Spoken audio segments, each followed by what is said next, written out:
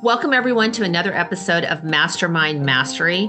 This is the podcast for you if you are wanting to create or already running peer groups. It's what we call PACs, peer advisory councils. They might be known as mastermind groups, CEO peer groups, all the same.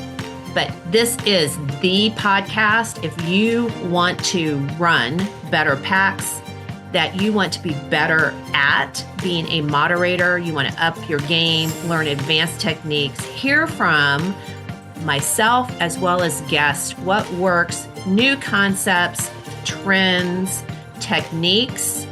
Also learn content, things you can take back to your meetings, different ways to do different things to solve problems that we all have when we're running groups. It will increase your retention, reduce your attrition, get you more members, make you more money. This is the podcast for you. I'm Corner Stolz, the host. I've been doing this since 2005. I built a territory of 10 plus groups, sold for a multiple, started LX Council, Leader Exchange Council in 2012. We are a licensing model. We are the leading educator in the peer advisory council space.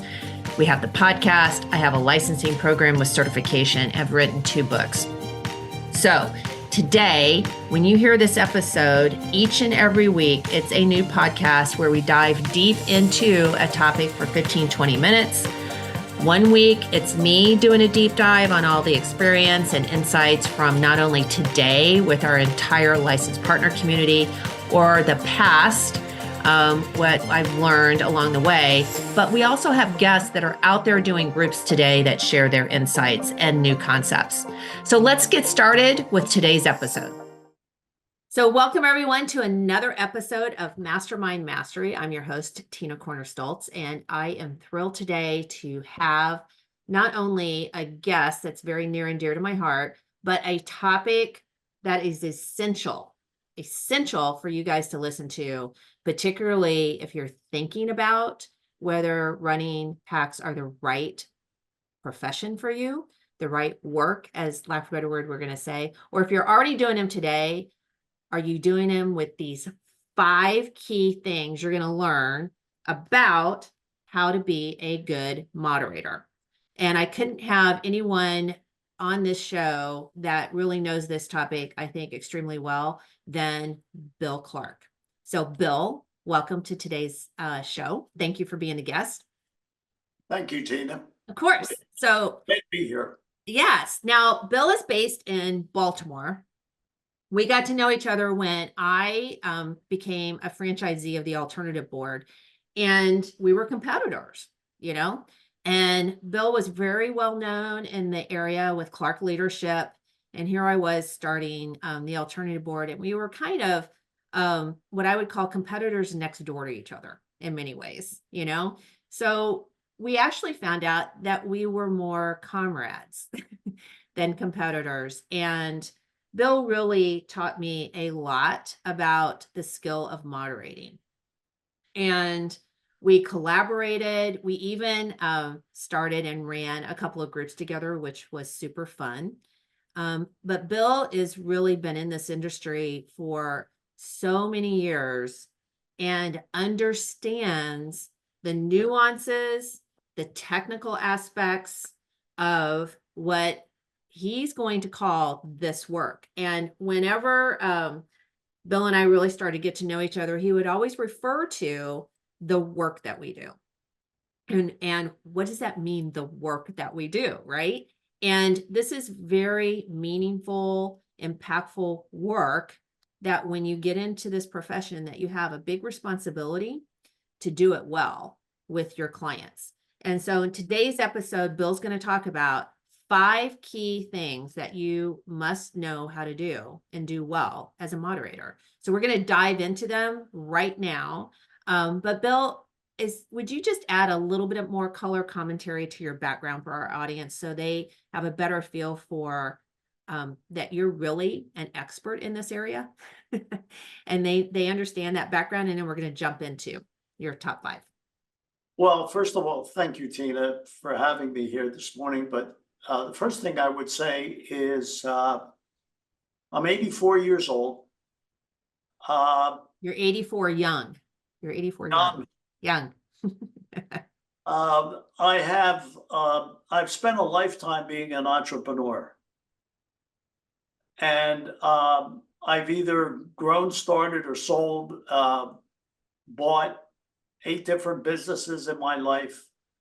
I've been extremely successful, and I've been painstakingly broke and poor doing it. So I've learned what it is to really, for those that are interested in being a moderator, I'm very, very interested and very willing to help others want to achieve. So today, and for the past 18 years, with my company of Clark Leadership, I've been helping others. And that is my purpose in life, to help others succeed. Absolutely. And you've done a great job. And you're still Thank doing a great job. Absolutely. So let's jump into these 5 areas that you have kind of summarized into it's important for moderators to be really good at. So I'm going to let you rock and roll. What would you start out as number 1? The number one thing that I would tell people would be, you have to know yourself. And there's 2 parts to that that are really important. One is, are you intuitive? Do you have a good gut on you? Can you really understand what is happening with others? Or are you a cognitive thinker? Cognitive thinkers are people who absolutely must know everything about everything before they can proceed an inch. Intuitive people are very strong in, well, what does my gut tell me? So that's the first thing, know yourself and know what kind of a thinker you are. Yes. And how have you seen that, like, show up in a meeting, for example, the importance of that intuitiveness versus being cognitive?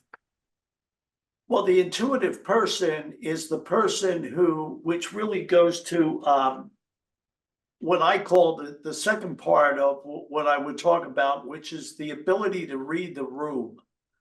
Mhm. You have to have a gut feeling of what is happening in the room. I've had several people who have come to me and wanted to be moderators that I've talked to about being a moderator, and then what they talk about, or what they can't have an understanding of what's going on in the room. Mhm. They don't have the ability to read the room.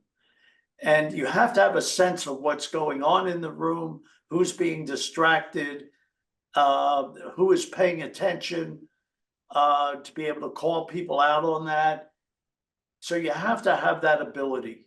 And that probably ties into the first part that I talked about, which is the ability to know if you're an intuitive person or a cognitive person. You have to read the room. Yes, because you're reading it real time. Yes. And Yes. you have to act real time. Well, you also have to have that ability to feel comfortable, because many people, and I've learned this with moderators that I've had work for us, that not everybody's comfortable in standing in front of a room of CEOs, people who run businesses or own businesses, particularly as they get bigger. Not everybody's comfortable. I've had people who are great coaches and can coach people, but put them in front of the room and tell them the moderator group, and all of a sudden they freeze up. Mhm. So, I've learned that you've got to have that ability to read the room. You've got to know if you're intuitive or cognitive. Mhm. Do you think, before we move on to the next one, Bill, do you think that, let's say I am not very intuitive, can you learn it or no? No, I don't think you can. I think it is something you're born with. Yeah. Yeah, I know. I talk a lot about it's in your gut. Mhm. Do you have a gut feeling about things? Do you trust your gut? And a lot of people say, well, I need to know this, I need to know a lot of different things before I can move ahead. But people who can really trust their gut are people who say, I, I, I'm comfortable. I feel this is the right way to go. Feel is the right way to go. Mhm, Not have to have all the facts before I mhm. can go there. Correct. Because you're Yes. not going to get them in the meeting. No, no, because everybody in that room is different than you, and you've got to be able to read that, and you got to know in your gut whether or not how far you can push somebody to help them. Yes, absolutely. Now, I want to underscore that you just said before you move on to the third one Mhm. is to know when to push. You are one person that I know of that does that so well, that you push people to this level of vulnerability, which is probably a whole nother topic that you and I need to have another episode on that.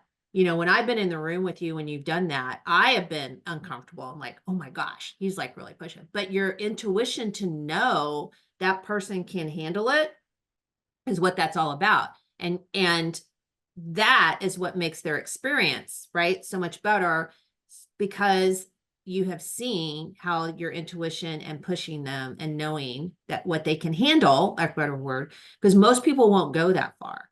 And my point is to underscore your comments about intuition and how important that is. Absolutely, but that rolls right into the third point, which Mm-hmm. is the ability to ask people tough questions. Mm-hmm. I feel that a good moderator has the skill of being able to ask people questions. Uh, and when you ask somebody a question, you have to let them become uncomfortable. It's something I had to learn during my career in owning and running businesses. I had to learn. I had a problem wanting to save people. So I was always pretty good at asking people questions. But when I would ask somebody a question and I would see them struggling for an answer, I'd want to jump in and help them, with an answer because I didn't like to see people suffer. But yet I had to learn, and it is true, that if you allow people to be uncomfortable, if you can have that ability to ask people questions, and let them become uncomfortable, it's then what they can really dig deep down inside them and answer. Sometimes people say, I don't know what that answer is. Mm-hmm. And this is what I would say to everybody on the podcast. I know what's coming. I love this. Go ahead. If you didn't know what the answer is, what might that be? And all of a sudden you'll find that people will dig deeper and come up with things. So that point of having that ability to ask people questions. Why is this important? Because I have learned over the years that what helps leaders sitting in this room really move ahead is their ability to really to become more and more comfortable asking people questions. Because Mhm. if you don't ask people questions, how are you going to know where they're at Mhm. and where they can go? And what Mhm. you as a leader need to do to help them improve. Yes. So I quote you a lot about that question and that the power is in the question, right? It And is, that yes, the first time that I was with you and somebody said, I don't know. And you said, but what if you did know? The look on their face was priceless because we're like, whoa, wait a minute. And I thought they were probably going to punch you, right? Because what do you mean? What if I knew? I don't know, which is why I'm telling you I don't know. But your point is, no, you do know. Because what if you did? yes, And yes. if there's one takeaway from this episode, I hope you all as listeners is using that question and how impactful that can be when you flip it back. Because it's brilliant. It's absolutely brilliant. So, And it works. And it oh, works. But you totally. have to learn to keep your mouth shut and not dive in to help somebody who's struggling and looking for an answer. Because Exactly. once you give them an answer, Mhm. they don't learn anything. No, no. And it's a great thing to do as you're an owner with your leadership team. I mean, it carries all That's the way through. that's right. It carries all the way through. Yep. Not just in moderating, but in everything you do in running Everything your own else. business. Yes. Absolutely. Great. Yep. Okay. What's the next one?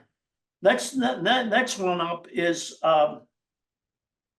learning how to hold people accountable. Mm, Um, you know, so many business owners, entrepreneurs, people who run businesses get into this process of saying, um, "Well, I'll get it done.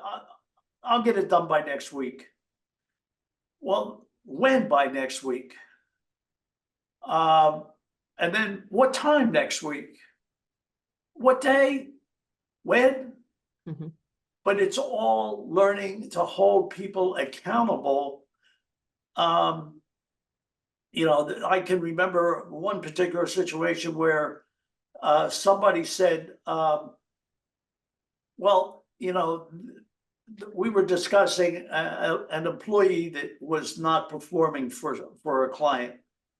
And I asked them, well, what are you going to do? And they said, well, I think I have to let that person go. I can't, this person just doesn't do well. I said, well, when is that going to happen? And they said, well, next week. And I said, okay. So then the next month they show up at a group meeting and I would say, how did you make out? Well, I got talking to that person and they said they're going to do better. So I'm giving them another chance, which really goes to the process of holding people accountable. Yeah. Because what I've learned in all these years, not only in business, but running groups for the past 18 years, it really comes down to this. It comes down to the fact that, particularly in holding people accountable, if you don't ask them when they'll get something done by, people will slide because they really don't know, Tina, whether or not Mhm. you're serious about what you want them to be accountable for. Yep. So it goes back to the preceding thing, which is about asking people questions. Mhm. That is, when will you have this done? Mhm. The learning, questions start with, and I'm leaning back towards the previous question, but the previous Yeah. point, which is questions always begin with a W. What, where, when, why, who, and one letter H for Mhm. how. But if you learn that and you're moderating a group and you start asking people in the group questions, you will be surprised what you learn and what you'll help them learn. Mhm. Absolutely. So accountability is a big part of the benefit of being in a group, It is. obviously. And not only you as the moderator, holding them accountable, but you're teaching the rest of the members to do that with each other, obviously, Yes, because that's the ideal scenario. Because you're also teaching them how to do it with their employees, because that's always seems to be a challenge. absolutely. Hmm. Absolutely. Which brings me to my last point that I wanted to mention, which is um, really learning and really learning as a moderator what it means, what is leadership. Hmm. Today, I'm always amazed at the things that are bantered around as leadership. And leadership to Bill Clark is a very simple process. It's learning how to place the right people in the right roles and then letting them do their job. Um, so many people who run businesses have a tendency to want to be involved in so many things that they don't belong in. And as a moderator, our job is to help them learn how to be a better person running their organization, how to be a better CEO, how to be a better leader. But what is really leadership? Leadership is all about teaching someone how to get people under them and hold them accountable, ask the right questions, but it's putting the right people in underneath of you and then letting them do their job. That's how you're going to find out if somebody can be with you for a long period of time. That's very important. Leadership, learning how to help others become accountable. That's very important in the process of moderating. Those are 5 very insightful points for our listeners today. And I trust that those of you listening are going to take away something that made you think, ooh, I could do that better. Just when I'm thinking about accountability and, to Bill's your point of going, okay, a lot of times you let people off like, okay, they're going to do it next week, but no. What day and when? Look at your calendar. When are you going to do that? Right. And getting them that clarity, because that helps them get clear on, oh, okay, I really am doing this and this is when I'm going to do it. Right. And what do I need to prepare so I'm ready to do it? Absolutely. Yep. So we always end every episode with a piece of wisdom to give to our listeners, and it can be on anything. So today, aside from what you've talked about, Bill, I know you have a lot of wisdom. So pluck one. And what is it that you would share with the audience that would help them in their journey of being the best moderator they can be?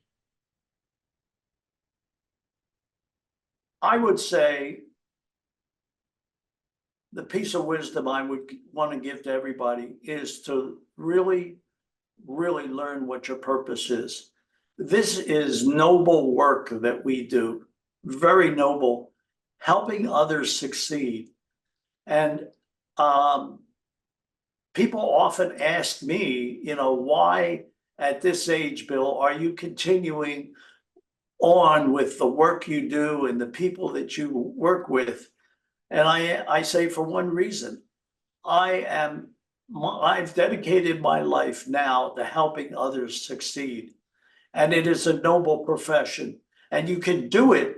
You can do this for as long as you want in your life, as long as you're a learner and not a knower. So I would say to everybody who is a moderator, this is a very noble profession, and you can do this for as long as you want.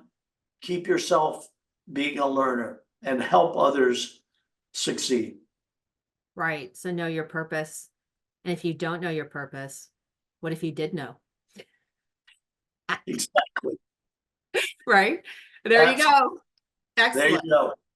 Well, Bill, thank you for being a guest. You're going to come back again. If I can twist your arm, we'll have another really great conversation. And I appreciate you sharing with the audience your many years of doing this. And I'm sure they can tell that you have that wisdom behind you and the experience and why you're so successful. So thank you again for being here. And thanks for everyone for listening in. And until this next time on a Tuesday, go make it happen. Hello, listeners. And this is a quick promo because we have our national conference, Live Exchange 2024, coming up in October in St. Petersburg, Florida.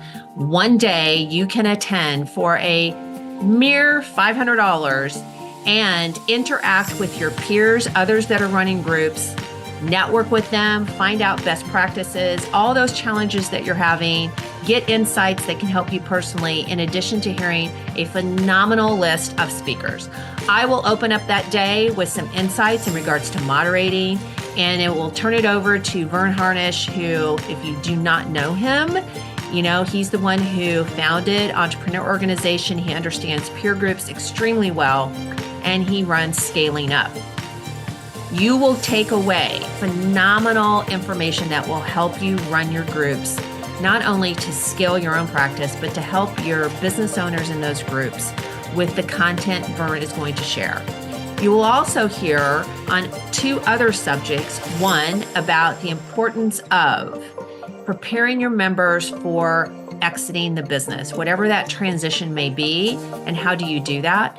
You will also hear about making change. How do you manage change? How do you facilitate change, which is required in today's environment? Again, content you're going to be able to take back to your groups and use yourself.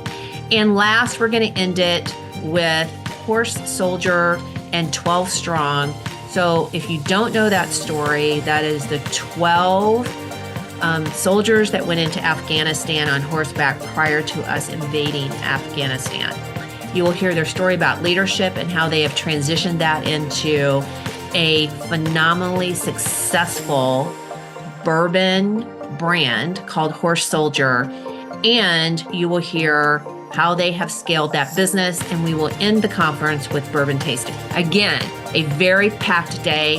I encourage all of you, if you are serious about your own personal development, I will see you and I will love to meet you personally October 18th in St. Petersburg, Florida. Go to our website and you can get all the details, see the details of the agenda, and register. Thank you, everyone, for listening to another episode of Mastermind Mastery. And to get access to today's episodes, not only the show notes, but any tools and resources, encourage you to not only will you find them in the episode show notes, but also you can go to the website www.lxcouncil.com. So lxcouncil.com, and you will find a plethora of articles and content and tools and resources and worksheets and things like that that can be helpful to you in creating and running successful packs. I want to leave you with one thing that we end and teach to do in every single meeting. And that is the very last thing is to ask, what is your takeaway from today's episode? I encourage you to give that thought. Take advantage of the time you just invested in listening to the episode, and what can you do to move one step closer to the vision that you have and the goals that you're trying to achieve with your groups. So again, take a step back. What's your key takeaways? What can you actually act on? And I leave this with one note. And those of you that have read my book, Your Seat at the Table, you know that I ended the book with a story about my mentor. He always, when he met people, had a pebble in his pocket that he passed to them when there was knowledge shared. And so I ask you today to think about that pebble concept and to pass what you learned today on to someone else, which could be your members, or take it internally to yourself and act on it. So now go do something with those takeaways.